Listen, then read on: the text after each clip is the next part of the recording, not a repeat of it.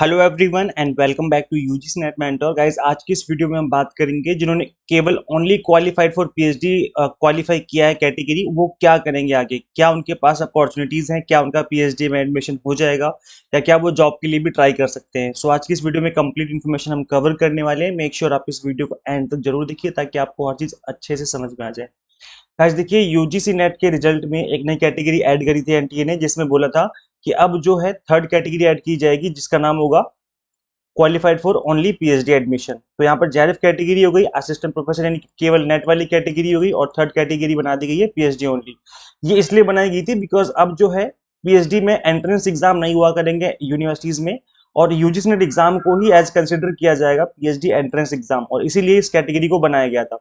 तो यहाँ पर मैं बता दूं कि तीनों ही कैटेगरी के स्टूडेंट्स पीएचडी में एडमिशन के लिए एलिजिबल हो जाते हैं। अगर आपने जेआरएफ क्रैक किया, आप पीएचडी में एडमिशन के लिए एलिजिबल हैं। नेट क्रैक किया तो भी आप एलिजिबल हैं, पीएचडी क्रैक किया तो भी आप एलिजिबल हैं। बस डिफरेंस इतना सा है कि जेआरएफ वालों के पास 3 साल का टाइम रहता है, 3 साल की वैलिडिटी रहती है इनके जेआरएफ की एडमिशन लेने की, वो लोग आराम से एडमिशन ले सकते हैं। जबकि असिस्टेंट प्रोफेसर की केवल नेट क्वालिफाई किया या फिर पीएचडी क्वालिफाई किया है, तो इन दोनों ही केस में आपको सिर्फ और सिर्फ 1 साल का टाइम दिया जाता है। विद इन 1 ईयर आपको पीएचडी में एडमिशन ले लेना है। अगर आपका 1 ईयर में एडमिशन नहीं हो पाया तो उस केस में फिर आपको दोबारा से नेट एग्जाम देना पड़ेगा पीएचडी में एडमिशन लेने के लिए। तो ये आपको ध्यान रखना है कि विद इन 1 ईयर आपको एडमिशन ले लेना है पीएचडी में। अब क्वेश्चन ये आता है कि क्या हमारा एडमिशन हो जाएगा पीएचडी में या नहीं होगा, क्या हम जॉब के लिए भी ट्राई कर सकते हैं। तो गाइस देखो, आप लोग एलिजिबल हो चुके हैं पीएचडी में एडमिशन लेने के लिए, आप एलिजिबल हैं। एलिजिबल का मतलब है कि आप अप्लाई कर सकते हैं, लेकिन सिलेक्शन होना ना होना ये कंप्लीटली डिपेंड करता है यूनिवर्सिटी के ऊपर कि वो आपका एडमिशन लेती है या फिर नहीं लेती है।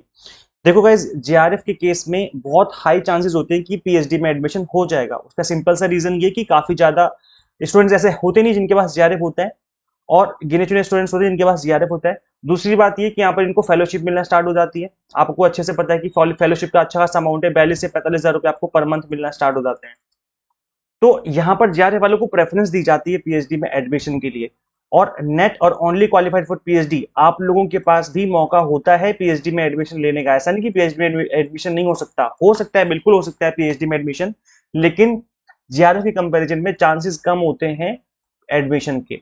तो ये है। और केवल क्वालिफाई अगर आपने किया है पीएचडी वाली कैटेगरी, तो यहाँ पे आप जॉब के लिए अप्लाई नहीं कर सकते।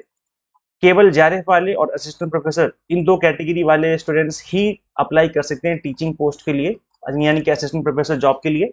केवल क्वालिफाइड जो पीएचडी थर्ड कैटेगरी है, आप लोग अप्लाई नहीं कर सकते। आपको करना क्या है, दोबारा से मेहनत करनी, दोबारा से एग्जाम में अपियर करो, एटलीस्ट नेट क्लियर करो। एटलीस्ट पीएचडी वालों से मैं ये बोलूंगा कि एटलीस्ट आपको नेट क्लियर करना है, क्योंकि यहाँ पर आपको डबल डबल एडवांटेज मिल रहा है। एक तो आप पीएचडी में भी आप अप्लाई कर सकते हो, और दूसरा एट द सेम टाइम आप टीचिंग पोस्ट में भी आप अप्लाई कर सकते हो, आप एलिजिबल हो जाओगे।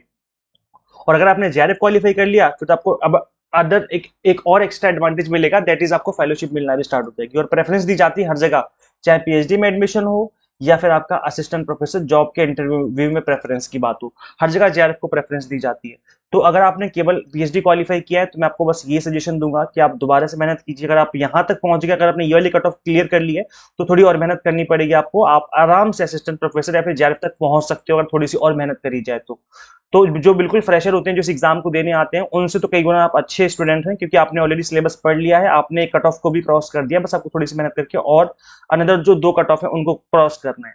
तो अगर आप मेहनत करेंगे, अभी से पढ़ना स्टार्ट करेंगे दिसंबर एग्जाम के लिए, तो डेफिनेटली आप आगे बढ़ेंगे और नेट या जेआरएफ क्रैक कर सकते हैं। हमारे से जो पढ़ रहे थे स्टूडेंट्स, हमसे जो पढ़ रहे थे, मोस्ट ऑफ द कैंडिडेट्स ने एग्जाम क्रैक कर लिया है। उसका सिंपल सा रीजन ये है कि हम एग्जाम टारगेटेड स्टडी करवाते हैं आप सभी को। सो गाइस, हम दिसंबर 2025 एग्जाम के लिए भी एग्जाम टारगेटेड बैचेस लेके आ चुके हैं। इस एग्जाम को फर्स्ट अटेम्प्ट में क्रैक कर सकते हैं आप, अगर आप एग्जाम टारगेटेड स्टडी करें, स्टार्टिंग से स्टडी करें अभी से, ताकि टाइम से आपका सिलेबस फिनिश हो। यहाँ पे हम आपको paper 1 commerce management pol science की प्रिपरेशन करवाते हैं। यहाँ पे मानसून ऑफर चल रहा है, आज इस ऑफर का लास्ट डे है। आज इस ऑफर को आप अवेल कर सकते हैं, इसके बाद ये ऑफर खत्म हो जाएगा। रेन 20 कूपन कोड अप्लाई करती है, आपकी फीस 20% से रिड्यूस हो जाएगी सभी कोर्सेज पे। तो ये आज लास्ट डे आज ऑफर का।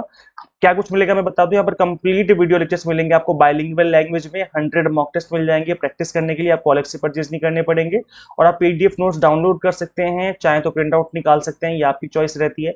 अब गाइस, करना है कि आपको सिंपली गूगल प्ले स्टोर से एग्जाम मेंटर ऐप इंस्टॉल कर लेनी है अपने मोबाइल फोन में। अगर आप iOS यूजर है तो उसका लिंक आपको अलग से इसी वीडियो के description box and comment box में देखने को मिल जाएगा। So thank you so much for watching this video. Share जरूर करें इस वीडियो को ज़्यादा से ज़्यादा उन सभी कैंडिडेट्स के साथ जिन्होंने केवल पीएचडी वाली कैटेगरी क्वालिफाई करी है। And subscribe for UGC NET update and PhD related updates. Guys मिलते हैं फिर नेक्स्ट वीडियो में। Till then keep watching UGC NET mentor. Thank you so much.